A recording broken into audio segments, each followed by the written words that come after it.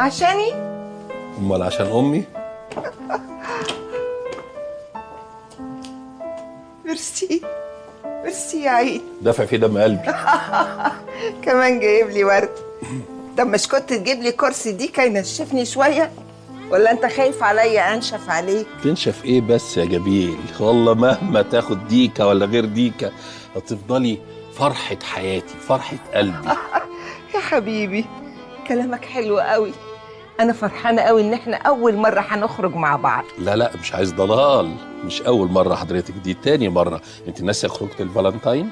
فالنتاين ايه؟ احنا رحنا ضمنا تيمون وبومبا في الاسم، دي تبقى خروجه؟ مش كان في نافوره قدام الاسم وكاميرات المراقبه صورتنا؟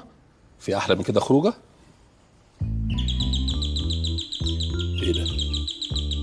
ايه ده؟ مين اللي هيجي لنا الساعه دي؟ سيبك من اللي يجي لنا ده، بيرن الجرس ولا بيجربوا؟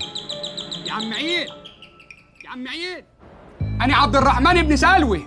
يا نهار اسود، تعالي بسرعه. ايه في ايه؟ بيقول لك عبد الرحمن بن سلوى. مين عبد الرحمن بن سلوى؟ بقول لك ايه، لا ينفع حد مننا يخرج ولا يدخل لغايه ما الواد ده يغور. لا بقول لك ايه يا عيد، انا طول النهار بجهز في الطقم عشان نخرج، لازم اخرج النهارده. انا عينيا الاتنين ليكي، ده انا اخرجك خروجه اصرف فيها 180 جنيه بس عشان خاطري الواد ده يمشي. هو هنفتح له هيقول كلمتين كده وهيمشي على طول. مين ده اللي تقول له كلمتين ويمشي؟ انت ما تعرفيش عنه حاجه. الواد دوت في فرحه ومايمه استلم وداني وفتح موضوع. اتجوزت أميمة، حبلت أميمة، ولدت أميمة، اتطلقت، رجعت من الطلاق والموضوع ما خلص، وفي الاخر يقول لي ايه؟ انا شكلي طولت عليك، نبقى نكمل بعدين. يعني ايه يا عيد؟ يعني مفيش حد هيخرج ولا يدخل في البيت ده طول ما الواد ده واقف على الباب. هم خرجوا ولا ايه؟ يا ولاد يلا عشان نلحق التمرين. يلا يلا. في ايه؟ في ايه يا بابا؟ مين اللي بيرن الجرس قوي كده؟ هو ده عم فتحي اللي مداينك ب 2000 جنيه؟ 3 بالله العظيم كنت فتحت له، انت عارف ابوكي بيجح ما بيهمني. لا امال مين اللي ده مستفز قوي بقى؟ في ايه؟ عبد الرحمن بن سلوى. يا نهار اسود، شفتي؟ ده غلس غلاسه. انت السبب. واحنا في الفرح قلت له لما تنزل القاهره بعدي عليا في البيت. اعمل ايه يا بنتي؟ عاوزه يخلص الموضوع اللي كان عمال يحكي فيه، وقلت عزومه مراكبيه ونخلص. يا ولاد، أنا عبد الرحمن بن سلوي، ما تفتحوا لي يا عم عيد. ده مستفز ده قوي. بص برضه بيرن ازاي. طب بقول لك ايه؟ انا عندي حل. إيه؟ انا وانت نروح نفتح له وناكله. مش هينفع، ده عيل رخم قوي وجلده تخين وهياخد غلبه على النار. طب والتمرين يا جد؟ ايوه انا برضه عندي كلاس باليه ولازم الحقه. النهارده هنرقص على بحيره البجع. بقول لك ايه يا تهاني، انت مش عندك في المطبخ كساره بندق؟ خليها ترقص حواليها. ما مفيش بندق. مش مهم، ترقص على الكساره عشان خاطري. 5 دقايق وكل شيء يتحل. شكلها ما فيش حد جوه. أنا هستناهم لحد ما يجوا.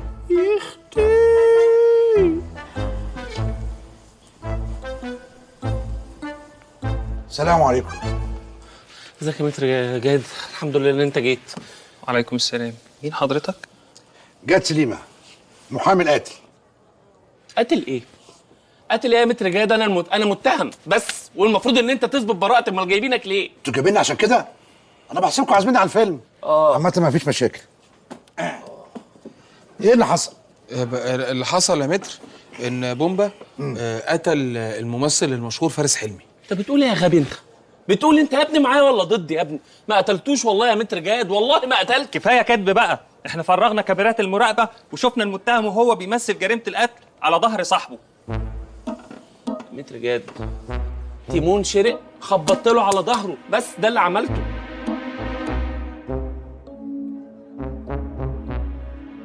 طب ما هي يا فندم اهو صاحبه بيشرق، يعني سيبه يموت يا فندم. بالظبط، يعني يسيبنا نموت يعني زي ما قتل فارس حلمي. ايه يا ابني اللي بتقوله ده يا ابني؟ يا ابني انا في موقف حزين. نعتبره شارك. تقدروا تقولوا لي انتوا الاثنين كنتوا جايين السينما تعملوا ايه؟ ده سؤال يا فندم اتسال. حضرتك فاتح السينما ليه؟ عشان هم يجوا. انا مش محتاجه يعني. لا احنا قانون دلوقتي، فانا هقول الحق. احنا ما كناش جايين يا فندم نتفرج على الفيلم.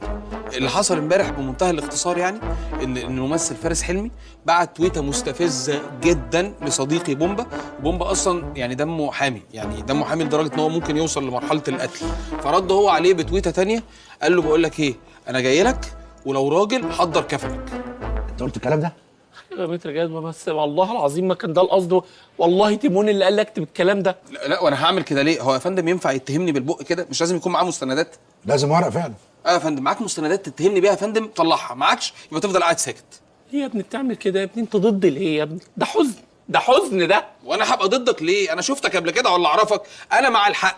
وبعدين يا فندم في اضافه بس يمكن دي تغير يعني مجرى القضيه خالص. هو بومبا من زمان من وهو صغير ما بيحبش يخش الحمام لوحده.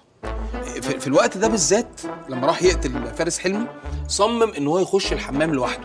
انا ما اعرفش ليه بصراحه لحد دلوقتي. جايز يكون عشان عايز يقتله وجايز يكون بريء، يعني لو بريء يبقى ربنا ينجيه بقى. معقوله في السن ده وبتخاف لسه تقتل لوحدك؟ احنا مش كبرنا على الكلام ده يا جماعه. عملت مفيش مشاكل. سيبوني شويه كده اهون وان شاء الله كده هسمعكم سمع خير باذن الله. سيبوني شويه ايه؟ انت هتسيبني وتمشي في الموقف ده؟ لا انا هتفرج على الفيلم وبعد الاستراحه هقول لكم خبر كويس ان شاء الله. فيلم ايه واستراحه ايه؟ اتفضلوا اطلعوا بره. طب يا ريت يكون في اسلوب احسن من كده شويه. السلام عليكم. ممكن حضرتك اقول حاجه لصاحبي طيب؟ اتفضل بس انجز. طب هو انتوا هتبلغوا البوليس يجي يقبض عليا ولا هتنفذوا فيها حكم الاعدام هنا؟ تحفظوا عليه.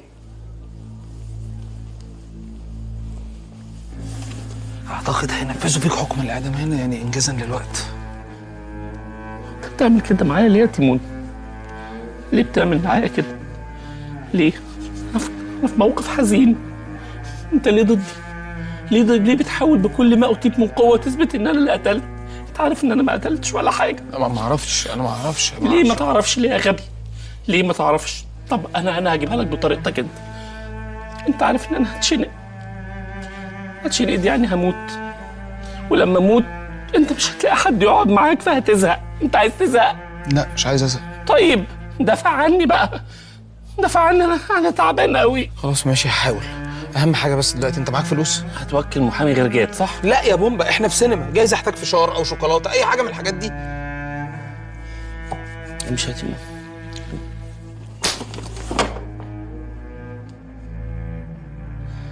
ايه الحزن ده؟ ايه الحزن ده؟ حرام عليك يا جدو، كده ضيعت عليا كلاس. معلش يا عهد يا حبيبتي غصب عني. وبعدين انا دخلت المطبخ عشان اجيب لك كسرة البندق، لقيت عصارة الليمون. ترقصي عليها؟ لا شكرا خليها لك. خليها لي ونعم التربيه. انا تعبت قوي يا عيد وجعت قوي. معلش يا حبيبتي استحملي. ما يمكن عبد الرحمن ده مشي واللي بيخبط ده واحد تاني ويكون عايزنا في حاجه مهمه.